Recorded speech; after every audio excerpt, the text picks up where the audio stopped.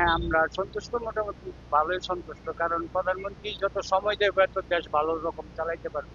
হঠাৎ আইসা বিভিন্ন সংকট হয়ে গেছে দেশের, এখন তো আমরা অসন্তুষ্ট বললে হবে না। মোটামুটি আমরা সন্তুষ্ট আছি, সামনের দিকে আরো সন্তুষ্ট হব আমরা আশা করি। বিরোধী দল হিসেবে জামাতের কাজকর্মে আপনারা কতটুকু সন্তুষ্ট? জামাত তো ভালো কাজকর্ম ভালোই করতেছে, এবং কি তাদের প্রতিও আমরা সন্তুষ্ট আছি। তারা তো ভবিষ্যতের, তারাও একটা আশা। প্রধান বিরোধী দল তো, আমরা তাদের প্রতি অনেক সন্তুষ্ট। বিএনপি দল হিসেবে কিভাবে কাজ করছে? দল হিসাবে এখন তো নতুন আসছে, কাজ তো সামনে আগায় নিতে হবে। এখন ভালোই কাজ করতেছে, ভালোই সব কাজই তারা ভালো কাজ করবো, আমরা সকলেই আশাবাদী। দেশের লোক যারা আছে আর কি।